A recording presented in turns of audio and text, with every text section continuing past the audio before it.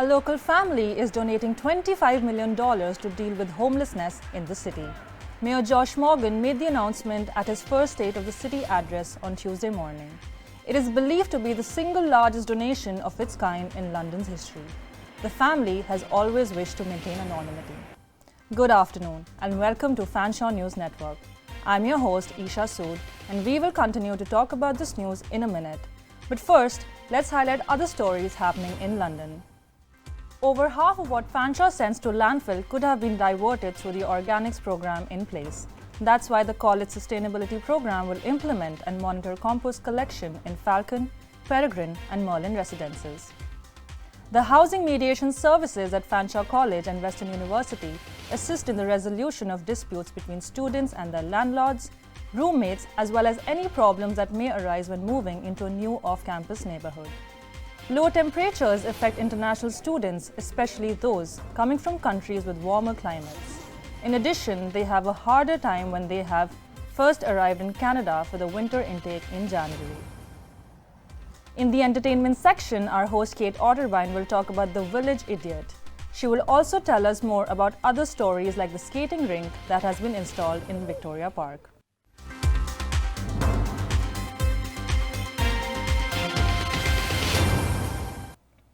Commencing with the news of the day, the City of London has received a very exciting donation to combat homelessness. FNN's Kate Otterbein explains.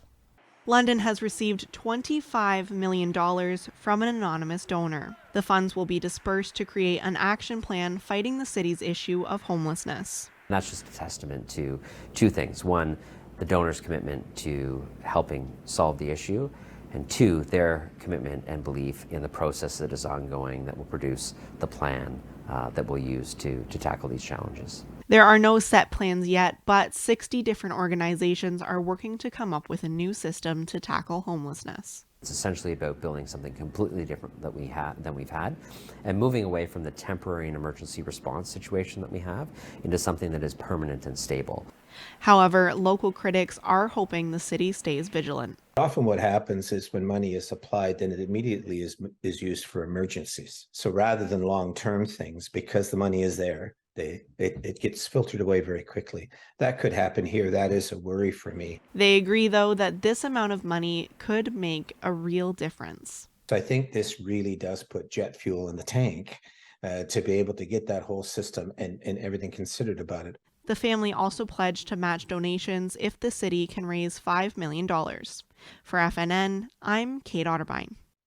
For the first time, a composting program is taking place in Fanshawe. It is an initiative supported by the City of London to improve the recycling of organics. Gracia Espinosa gives details about this initiative. Fanshawe has a comprehensive waste management program.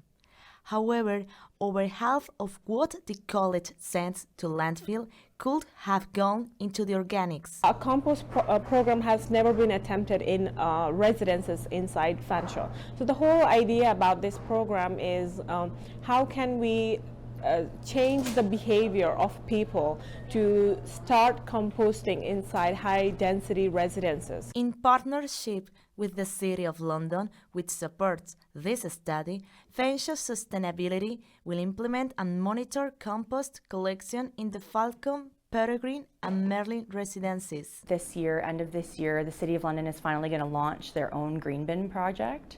So we will finally have that here in the city, and so we wanted to look at what sort of challenges they may come across with implementing their own program in high-density situations. The participants will collect appropriate compostable wastes in this bin and complete weekly questionnaires until 24th February. They'd put things like their food products, such as fruit cores, things that we get from Oasis, which is where we get our meal plan. You're conscious, like after you have like a Tim Hortons coffee, you can, when you go to the, to put it in the waste, it's labeled carefully. And that's when you start thinking, oh, okay, I'm supposed to put it in a different bin. Now, they will have to be careful what they throw away for the next 6 weeks. For FNM, I'm Gracia Espinosa. Aspiring birders will now have a much easier time accessing birdseed. FNN reporter Kate Otterbein spoke to an organization providing free seed to Londoners. Bird Friendly London, a local organization that ensures birds have a place to live within the city, has started distributing free bird seed for those who cannot afford it. People are often providing foods that birds can't digest, like bread. And I was thinking about it and realized that it's probably the best they can do given what they know and what they have access to. And if we were going to ensure people were feeding birds properly, we actually need to help them do so. Although Samuel says feeding birds is technically against the rules within the city, Bird Friendly London looks to at least provide proper nutrition for birds regardless. When we feed bread, it's often things like pastries and donuts that have a lot of salt and sugar, and birds' digestive systems are just not cut out for that kind of stuff. The other thing to consider is that birds are always on the move and they have to be very efficient. They're so small and yet they have to survive in the conditions of winter. And so it's really important that they're continually given access to high quality food with a lot of fat and a lot of carbohydrates that they need, and protein. There has been a surge in the enjoyment of birds and nature, especially after the COVID-19 pandemic. Many have seen the benefits of enjoying the outdoors, hence more people feeding birds. Birds are just peaceful and, some of them are really brilliant. Like I love crows and ravens, and people don't always realize those things, and they're just really wonderful. They bring us so much joy if you can take the time to slow down and watch. It has never been so easy to be a part of the birding community and getting your entire family involved. With the existing Hyde Park store and our new Wortley location, we have an even bigger kids section. So I've really expanded on books for all ages, getting kids involved at a young age.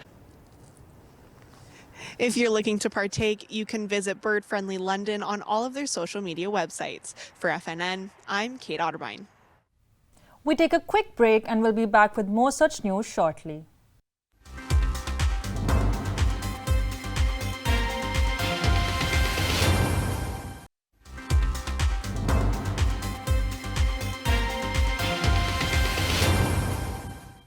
Students experiencing issues with their landlords can avail free housing mediation services at their post-secondary institutions.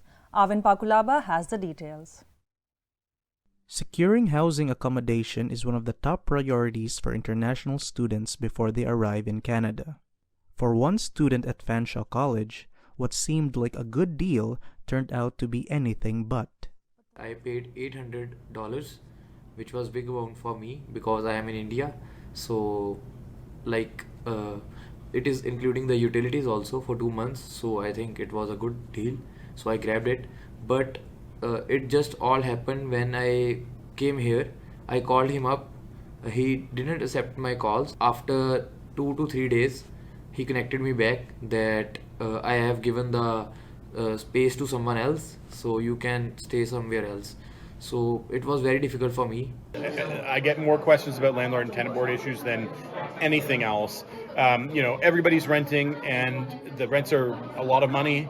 And, if you get in a dispute with your landlord, it can be really, really problematic for you. And oftentimes it's a lot of the money that you have. Morrison says international students should seek help from knowledgeable individuals and institutions. There's all these different places where you can go for advice. For rental stuff at Fanshawe, there is the housing mediator. For many different kinds of legal issues, there's the community legal services at Western, which is open to any international student's going to qualify pretty much for their assistance. The housing mediation services at Fanshawe College help students with issues relating to landlords, roommates, as well as lifestyle concerns within their off-campus neighborhood. We strongly recommend take a look at it at a live FaceTime or have a friend in the country or in the province take a look at the property and send their lease to me and I can give them feedback on it. Send an email to housing.mediation@fanshawec.ca or call 519-452-4282 to book an appointment. For FNN, I'm Arvind Pakulaba. Getting through Canada's blistering cold winters could be a challenging time of the year for everyone. But the ones hardest hit are perhaps international students and specifically those who begin their academic year in January. Canadian winters can be a rather difficult time. especially for international students who fly into the country for the academic year beginning in January. Sometimes it feels why we are here. why we are in Canada. And despite adhering to the measures required to protect oneself from the cold, the minus temperature can be harsh on someone living the student life. I got the cold. I was really sick with viral.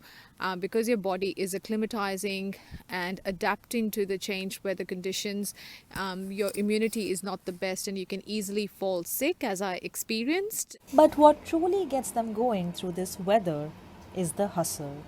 It has been definitely a learning curve to adapt to the new environment. It's kind of new experience we are learning, because like in future we are gonna see we are standing in, like when we'll own a car, so we'll see we were standing like this one day. So it's a kind of experience we're enjoying. So yeah, it's fun. Stay safe out there. For FNN, I am Eesha Sood. At Eldon House, the oldest house in London, we can see different exhibitions like Victorian Christmas. Let's discover not only interesting artifacts and treasures from that era, but also the way of living and celebrating that period. Among the historical places that can be found in London, there is Eldon House, the oldest house in the city. In this museum, we can still see the traditions and treasures from the Harris family, who lived there for more than 120 years in 4 generations.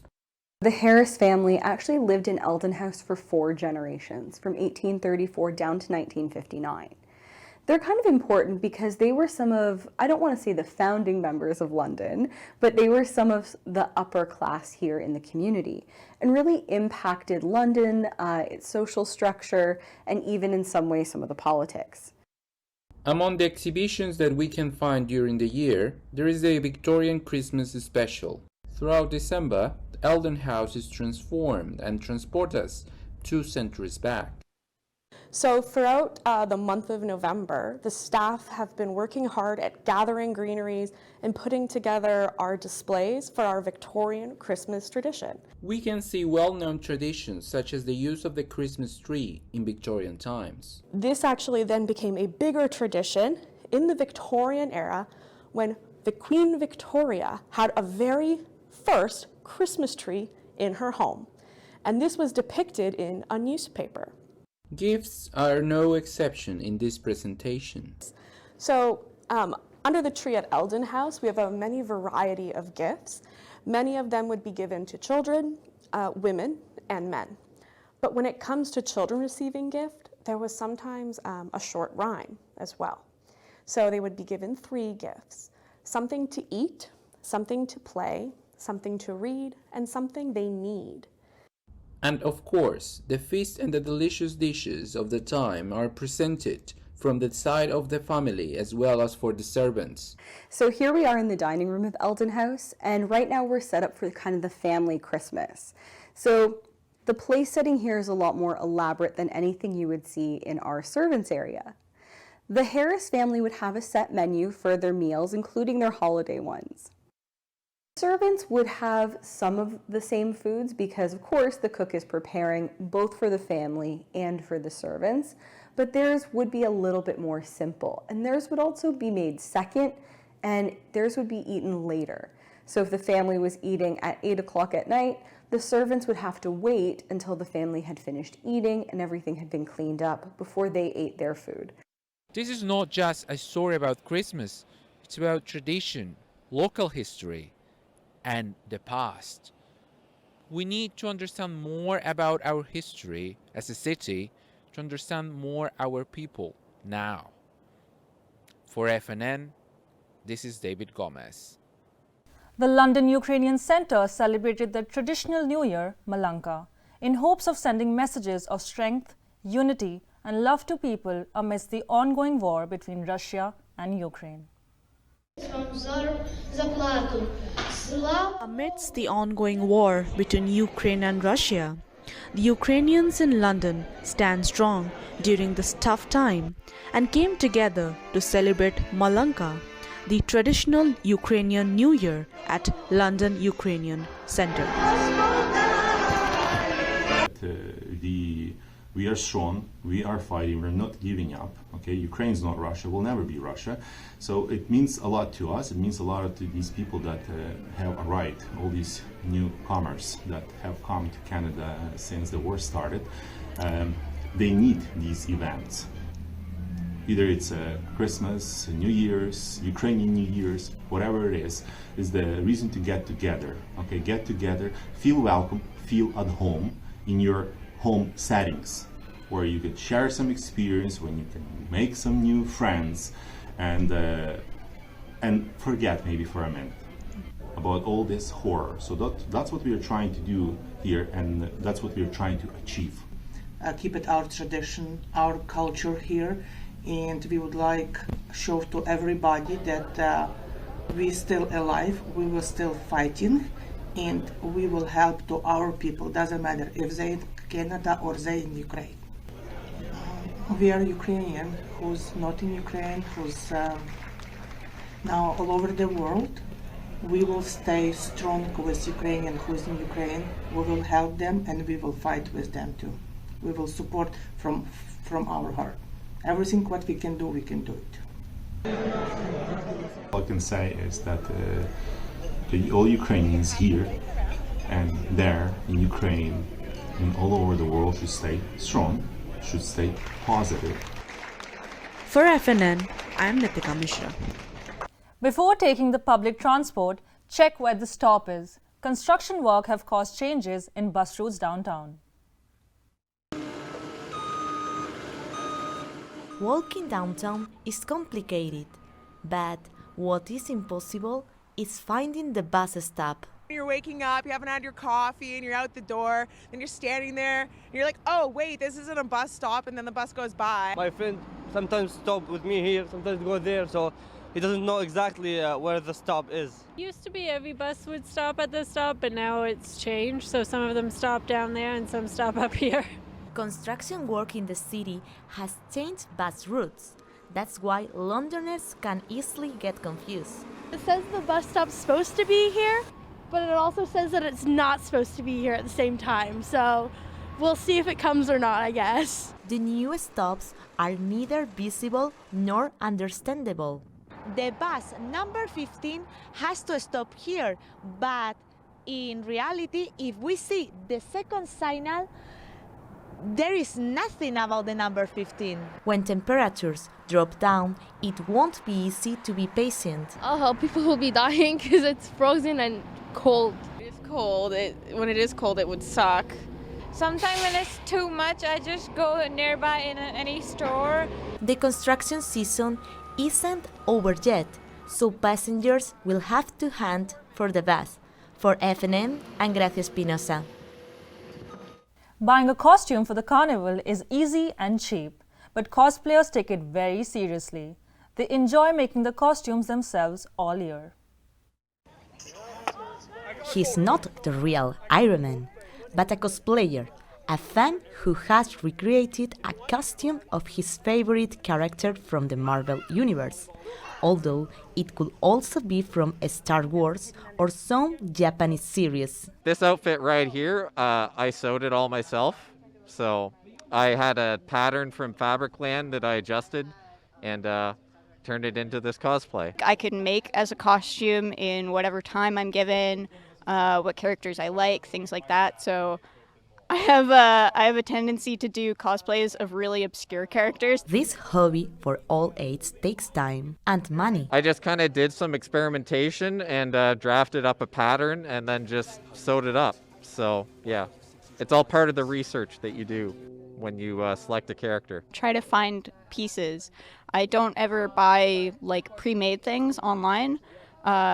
I always either get something from thrift store and modify it, or I make it myself, like this sweater. One of the most expensive cosplays is that of Darth Vader, which reaches $6,000. $4,000 for the costume, $2,000 for the cooling suit. He has to wear a cooling suit underneath of his Darth Vader to keep his body cool. Yeah, because it's hot. Carnival season is approaching. However, some Londoners don't wait that long to dress up. For FNM, I'm Gracia Espinosa. We're going to take a quick break and our host Kate Otterbein will be back with entertainment.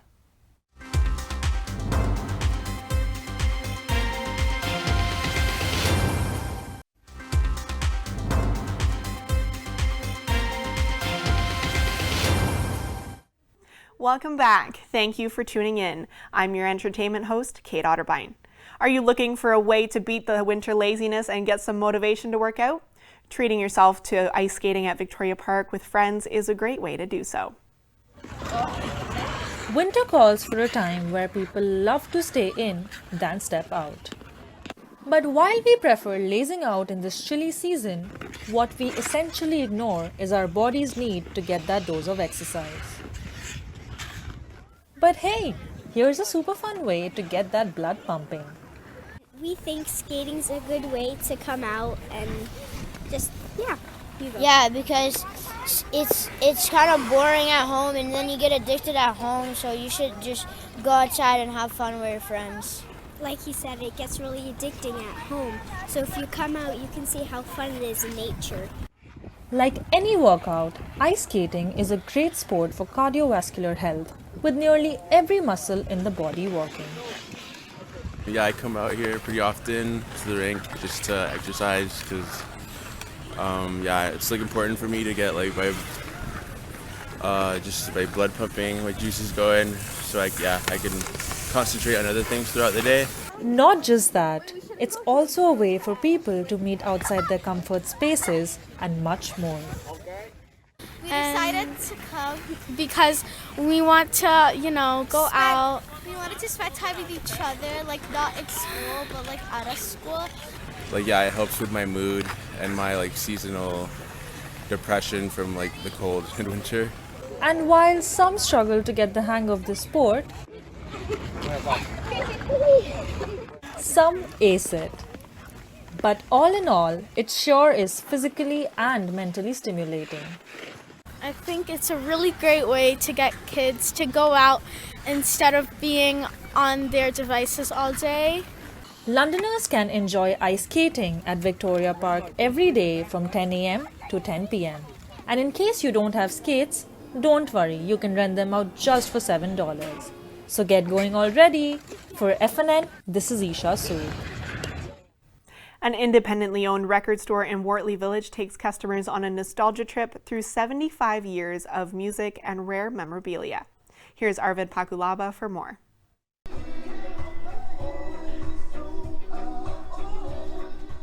In London's Wortley Village, you will find the Village Idiot. The record store has been a staple in the neighborhood for more than 2 decades. Backstory is that this was the dream of my late wife, but a couple of years after the store opened, she passed away, so I've ended up doing it ever since. The store sells vinyl, cassette tapes, CDs, magazines, and other music memorabilia. It's mostly used. It's mostly a nostalgia store. But we have a very good reputation for quality. It's taken a long time and a lot of hard work to earn that. Charles Dunn says when dealers from all over the world hunt for vinyl in Canada, they come to the Village Idiot.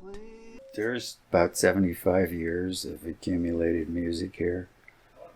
We do Frank Sinatra and Dean Martin as well as Led Zeppelin. There's a little bit of something for every musical taste here. It's got a lot of stuff you can't find other places. And I got some albums from a band called Marmalade, and they're from the 60s. He has the history on the walls. Talked about his guitars, but he also has history from London, like a vintage speaker from Wonderland Gardens, where music used to live here in London. It's great. It's a great store. We're in a village, and it's not a village if it doesn't have an idiot. For FNN, I'm Arvin Pakulaba. Intermixing games and learning can enhance a child's learning and interactive skills to a great extent. That is what early on programs at local family centers organize every single week. Literacy, numeracy, self-help skills, and most importantly, having fun. Those are the aims of the Bubble Fun event, an early-on program at Westmount Family Center. We blend free play with a little bit of instructions. So we pick a different topic every week. And this week is baking bubbles. So they have to follow instructions, follow a recipe, and have fun. Look at that! Playgroups such as these help kids learn basic social skills and motor skills, which would eventually help them get ready for their school life. And we focus a lot on basic needs. We focus a lot on literacy, so really encouraging families with that literacy piece. We also encourage families for that healthy, active play, so being physically active, and then also obviously all of those services that need that information. This is a big one. You do what you want to do. Center relies a lot on volunteers to help them run the programs. Visit their website or simply call them if you would like to volunteer for their programs. For FNN, I am Nitika Mishra. That's all for entertainment today, but don't you worry, we will be back with host Eesha Sood after a short break. We'll hear about local basketball teams who might not have height on their side, but they sure make up for it with their passion.